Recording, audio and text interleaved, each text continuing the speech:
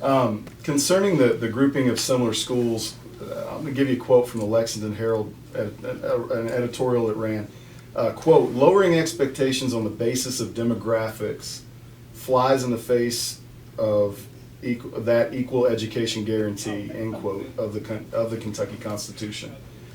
How do you feel this measure will impact the expectations of all students?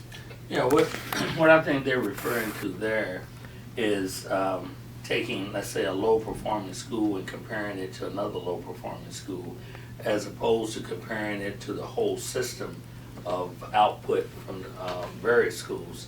In other words, the bar gets lower when you compare lower-performing schools to lower-performing schools. But when you look at the whole system, that raises the bar. When you raise the bar, that raises expectation.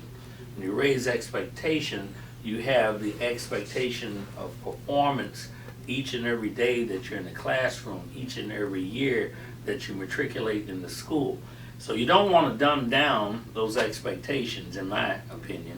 And I think that if you just compare the lower performing schools with lower performing schools, then not only do you miss the quality, but you miss the opportunity and the drive that's necessary in order to achieve at higher levels. And I don't think that's a good way to go about it.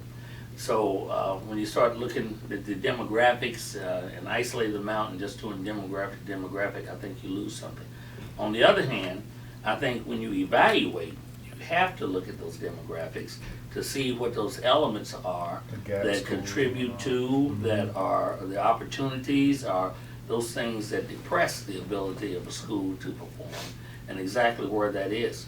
I sponsored a bill in 2000 that required the schools to disaggregate, to collect, not just collect the information they have, but to disaggregate that information, because we were finding that many schools across the state were not doing that.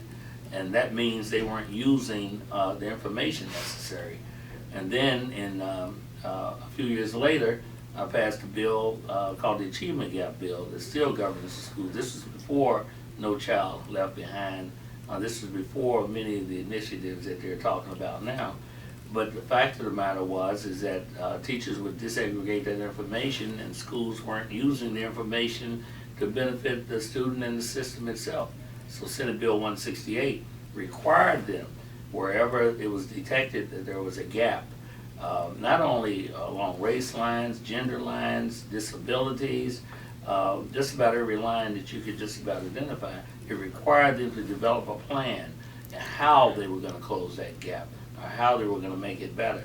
So I think it's important that we function in that way and that we do better, and as we try to benefit the system, but more importantly, educate our students.